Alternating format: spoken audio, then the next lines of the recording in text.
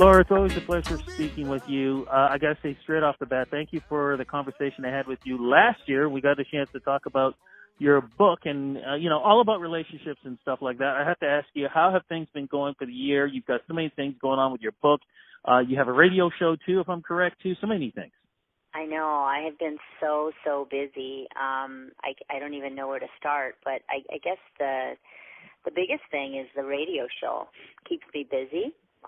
It's the dating and relationship show on Global News Radio 640 Toronto, and it airs Sunday nights at 9 p.m., and we have all sorts of different guests on, from psychologists to people who are out there dating, and the show pretty much caters to both singles and people in relationships because we discuss both. We discuss being single in this crazy modern dating world, and we discuss being in a relationship, being happy, maybe not so happy, all sorts of things.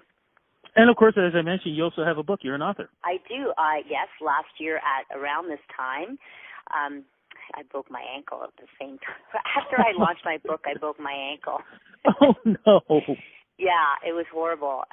But, yes, I did launch a book around this time last year. The book's called Single in the City, and it's from hookups and heartbreaks to love and life mates, tales and tips to attract your perfect match.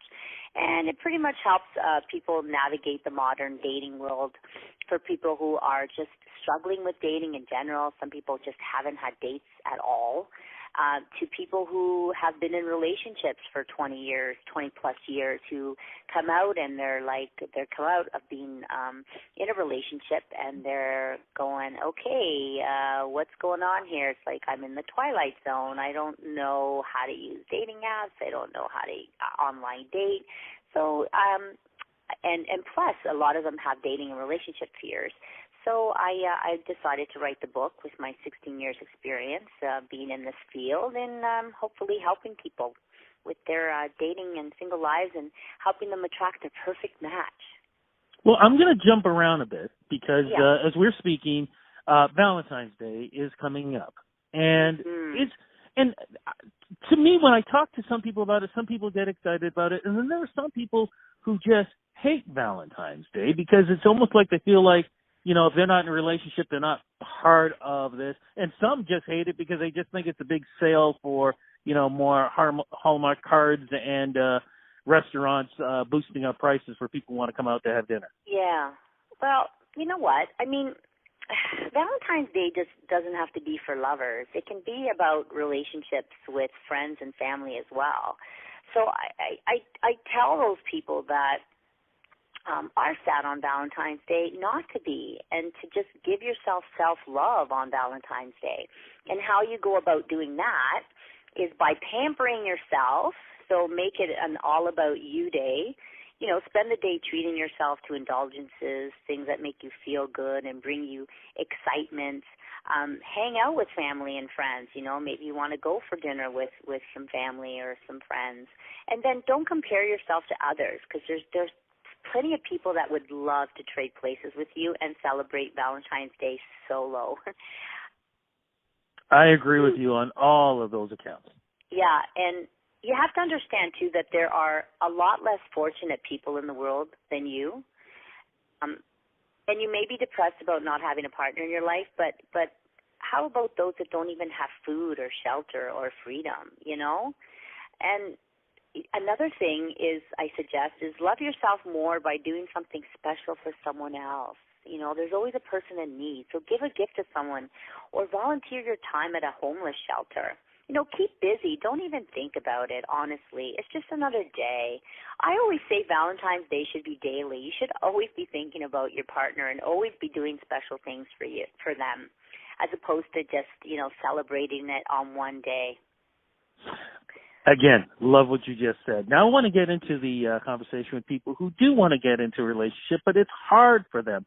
And to me, I'm a little bit surprised at that too, because I know back in day for me growing up, because I'm 53 years old, I mean, to be in a relationship, you just sort of walked up to somebody, you introduced yourself. If that person was willing to speak with you, they did. If they didn't, then you just kind of moved on.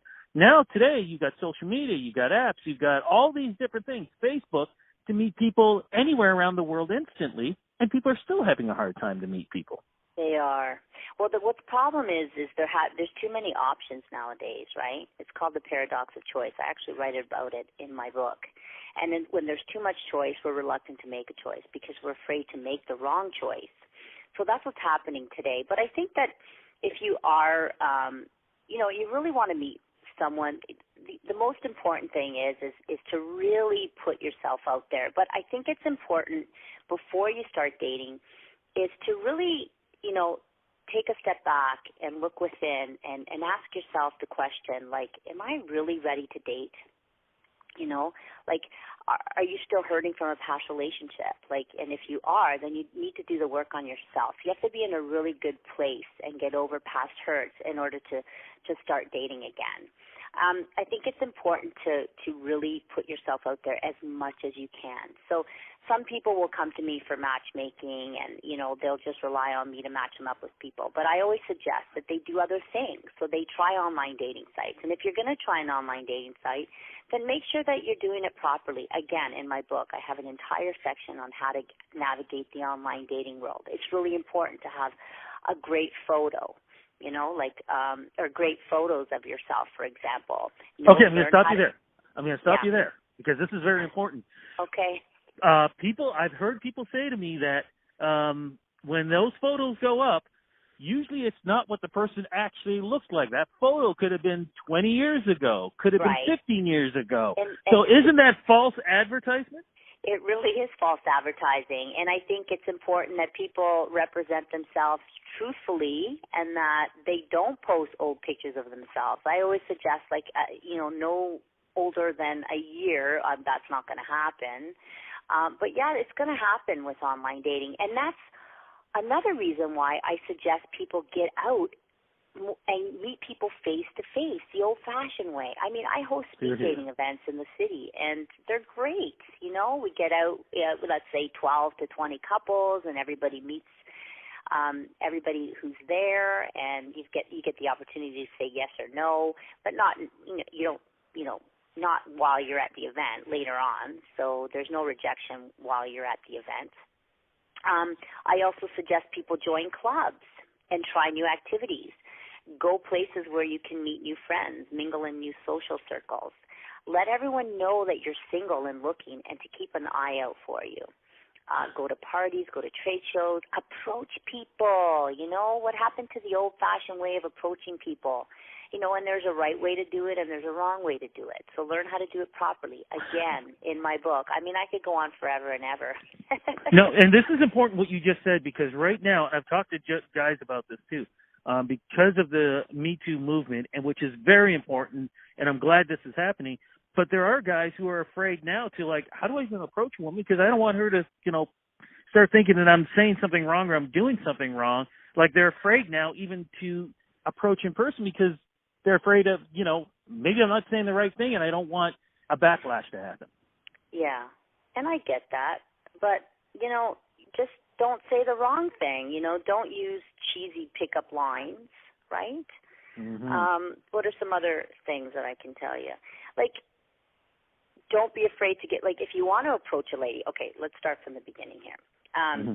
So the most important thing to remember about approaching a woman is to be non-threatening, right? So you want to give her some sort of personal space when you go up to her, usually an arm's length away. I've had guys come up to me and they get in my face and they start going, "Oh, you're so pretty," and that. Girls hate that stuff. Okay, so stay away from that. You don't. If they don't know you, then they're not going to want you in their space. Never stand in a way where she's blocked from exiting. Don't ever touch her in any kind of way, and stop using those cheesy pickup lines because they don't work and girls can see right through them. And when you approach a woman, pay attention to how she reacts. Body language is everything. So if you're getting one-word answers, she won't even look at you, and she's closing herself off, it's probably a sign to move on. And there's nothing wrong with a failed attempt, but it's knowing when to call it quits. Also, the most natural way to start a conversation with a woman is to comment on something that's happening around you or ask a question. This way you have an excuse to talk to her. So I'll give you an example. Let's say you're at a store, a department store or something, and you might want to get her opinion, right? So it's an excuse. So you might want to walk up to her and say, hey, excuse me, but can I get your opinion on something? I'm trying to buy a perfume for my mom. Do you have any great suggestions, right? And then take it from there. So she's not feeling threatened because you're asking her a question. You're talking about her mom, your mom. And so I think that's important. What about if a woman wants to approach a man that she might be interested in? I find the problem with guys is as soon as a woman wants to approach a guy, he thinks, oh, I'm going to sleep with her in about 10, 15 minutes. How can a woman approach a guy and still make sure that there's that common respect? Well, I guess she can't really do that until she doesn't know who she's approaching, right? So again, like she's just got to keep her distance, smile. A great thing that I always tell people is that usually women don't approach men, but they do the whole eye contact thing. So I think it's important to have that eye contact going first. Because then that shows you if there's interest. So if you're looking at someone and they're looking back at you and then there's this constant eye contact going back and forth, obviously there's an attraction there. So that's a great time to approach. And also if you're a woman and you don't really want to approach a guy, because there's still a lot of women that don't want to, get in his way and let him know that you are there. Because sometimes a guy doesn't realize or doesn't see you, you know, so get in his way. Like maybe you want to go to the bathroom, you want to brush up against him while you walk by or something so that he notices you.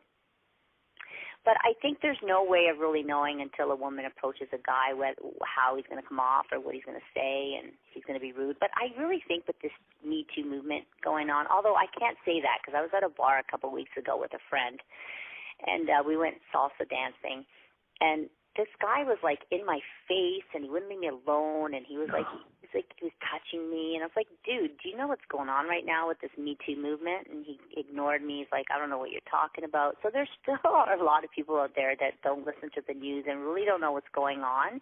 But I think for the most part, I think it's really an eye opener, and I think it's a lot of people are going to be more aware of their actions and what they're doing when they're out there and talking to the opposite sex. And for some, the same sex. There's a lot of that going on too. Wow, it's a different world out there. You and I could go on. It really is.